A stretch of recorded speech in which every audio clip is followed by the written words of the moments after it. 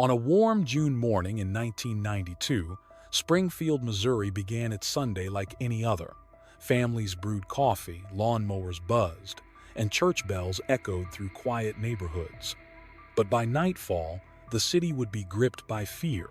Three women, 47-year-old Sherrill Levitt, her 19-year-old daughter Suzie Streeter, and Suzie's best friend, 18-year-old Stacy McCall, had vanished without a trace.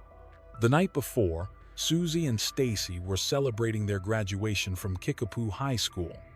After attending several parties, the girls had planned to spend the night at a hotel with friends. But when the room became too crowded, they changed plans and returned to Suzie's house at 1717 East Delmar Street. Sometime after 2 a.m., Sherrill was likely already asleep inside. The next morning, their cars were still parked outside. Inside the house, everything looked normal, no signs of a struggle, no forced entry. But all three women were gone. There were no witnesses, no clear motive, and no physical evidence. It was as if they had vanished into thin air.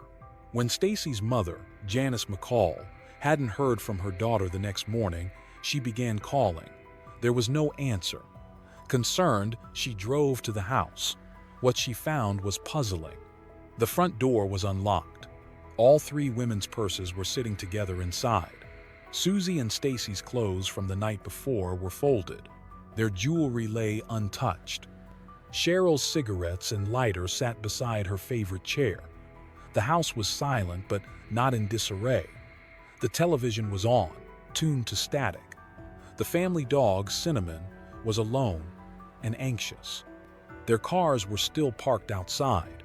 There were no signs of forced entry, no blood, no broken glass, nothing missing.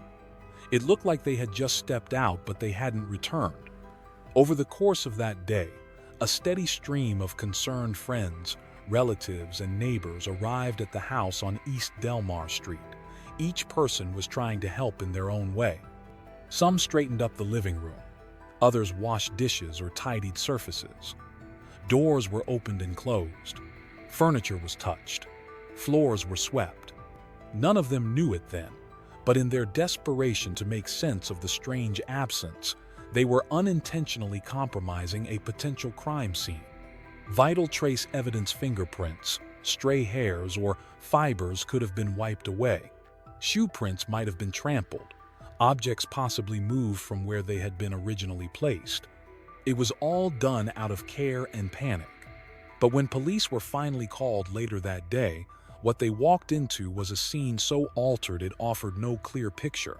Still, even with that disadvantage, something felt profoundly wrong. There were no signs of forced entry, no broken windows, no struggle. All the women's personal belongings were there. The cars hadn't been touched. The house was still eerily so. It didn't look like three people had run off.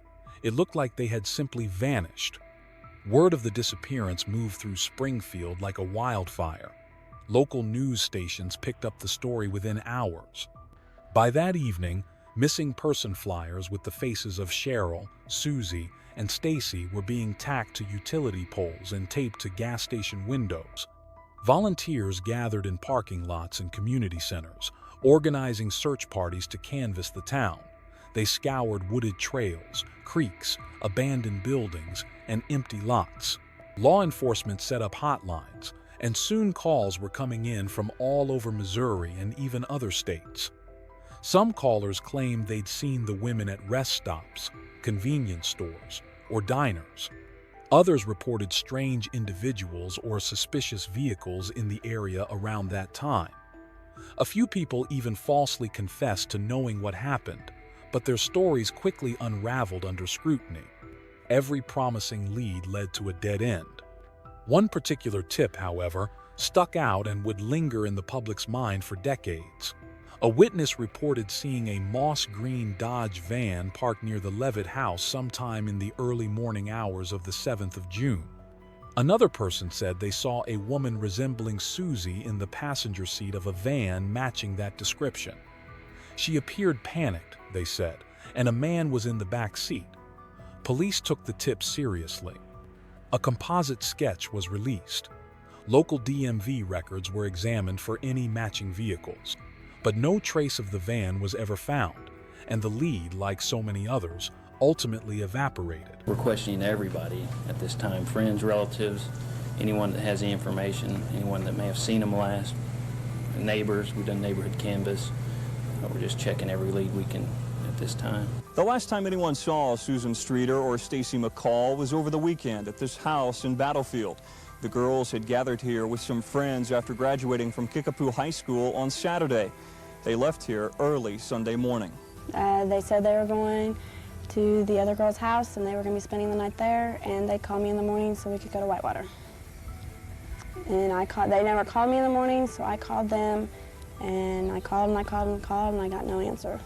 So I went over there, and they weren't there. Another troubling figure soon emerged: Robert Craig Cox.